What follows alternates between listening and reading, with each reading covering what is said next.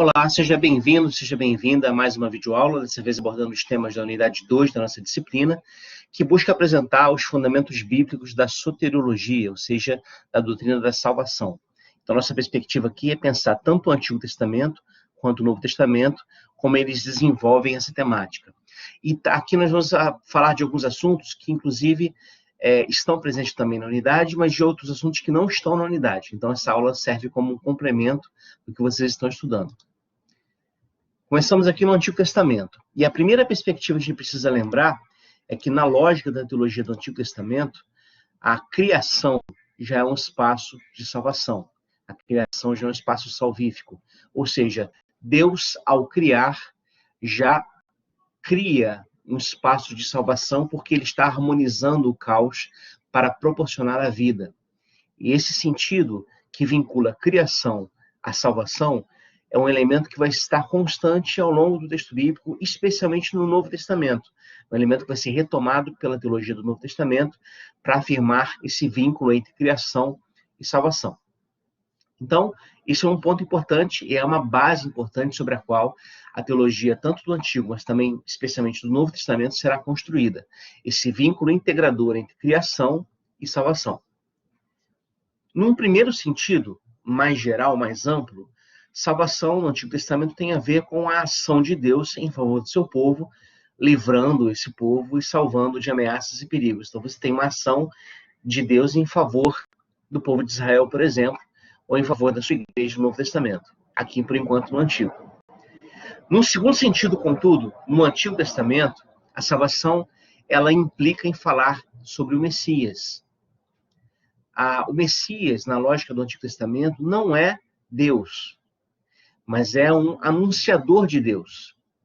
Então, se vive na expectativa do tempo messiânico, da vinda do Messias que vai instaurar o reino de Deus sobre a terra.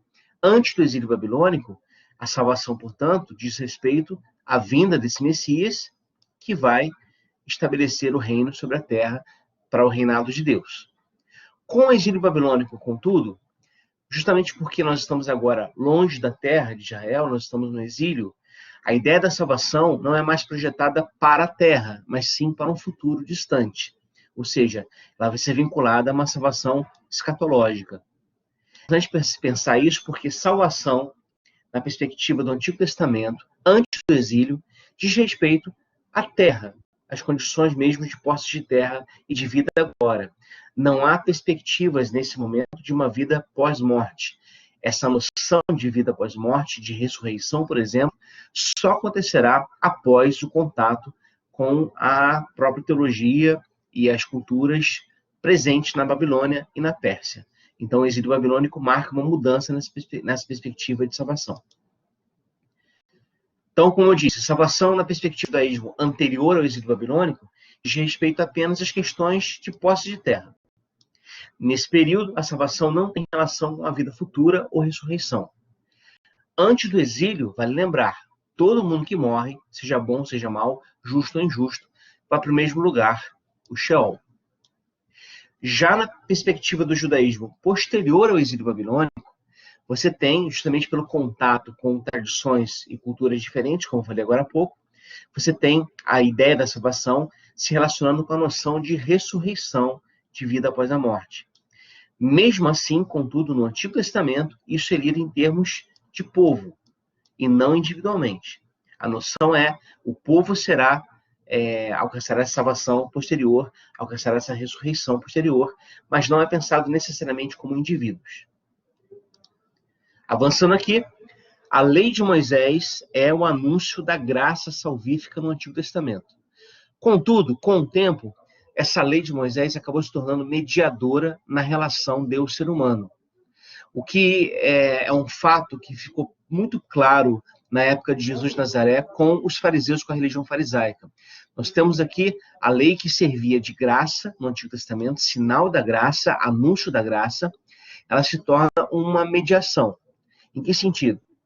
Na lógica farisaica da época de Jesus, se pensa da seguinte maneira: se você não consegue cumprir a lei, a misericórdia de Deus te alcançará e você será beneficiado por ela. Se, contudo, você consegue cumprir a lei, você não precisa da misericórdia divina. Então perceba que estabelece-se aqui uma possibilidade de leitura de que a lei, por si só, é salvífica, é mediadora. E isso vai ter muitas consequências na teologia do Novo Testamento, das críticas que não só Jesus faz à compreensão de lei do seu tempo, mas também a compreensão que Paulo tem sobre a lei, conforme lá o livro de Romanos e Gálatas, especialmente. Em relação à história da salvação, o Antigo Testamento deve ser lido de duas formas distintas. Primeiro, como história da religião judaica e como texto de uma religião diferente do cristianismo. Isso é um ponto que a gente precisa levar em consideração. O judaísmo é outra religião. O Antigo Testamento, enquanto texto vinculado ao judaísmo, é um texto de uma outra religião. Nesse caso, a gente precisa ter o cuidado para não fazer do Antigo Testamento um mero depósito de imagens ou tipologias do Novo. A gente não pode agir assim, pensar o Antigo Testamento apenas em nível simbólico ou em nível tipológico, como se José do Egito representasse Jesus, Jó representasse Jesus, e assim por diante. Essa leitura, embora possível da perspectiva cristã, não é possível da perspectiva da teologia judaica.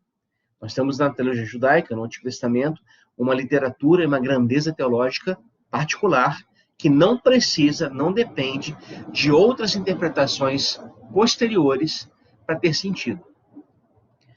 Como antecipação, a segunda maneira de entender o Antigo Testamento é justamente como antecipação dessa plenitude da salvação em Cristo lida na perspectiva da fé. Aí sim, nós estamos aplicando o olhar cristão sobre o texto do Antigo Testamento. Continuando a leitura, passamos aqui à soteriologia do Novo Testamento. E aí é preciso, evidentemente, ressaltar isso. O centro de toda a salvação cristã está na pessoa de Jesus. Lida em termos integradores, ou seja, é a sua vida, a sua obra, a sua mensagem, a sua morte e a sua ressurreição. Não há uma ênfase em apenas um desses elementos. Todos esses elementos são lidos em conjunto. Aqui é interessante ressaltar uma questão. A fonte da teologia do Novo Testamento é Jesus. Isso parece óbvio, mas nem sempre é levado a sério, porque a imagem que a gente tem de Jesus nem sempre corresponde à imagem que vem do Evangelho.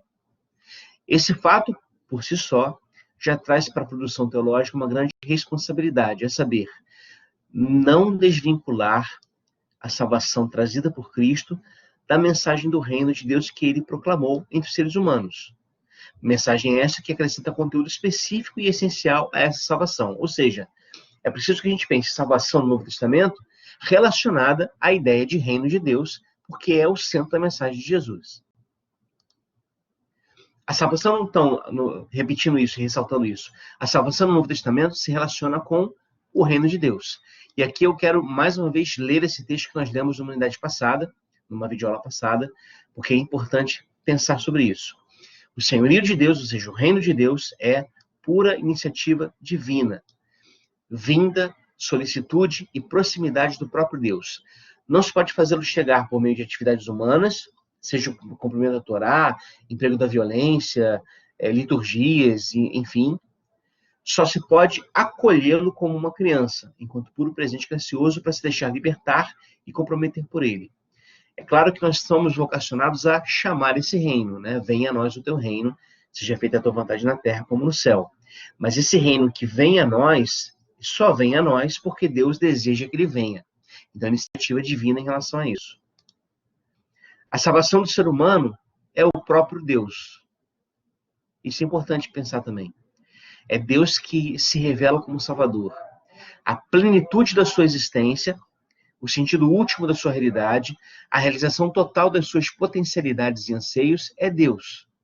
Não somente como recompensa na outra vida, mas já no interior da história da humanidade e da existência do indivíduo. Ou seja, a salvação não é algo alocado na eternidade, mas é algo que já acontece nesse momento. Por quê? Porque é a relação com Deus que já acontece nesse momento. Mais ou menos isso que eu queria falar para vocês, uma aula breve, que não substitui a leitura da unidade, você precisa ler o texto, mas qualquer dúvida, entre em contato, a gente vai trabalhando junto. Um abraço e até a próxima aula.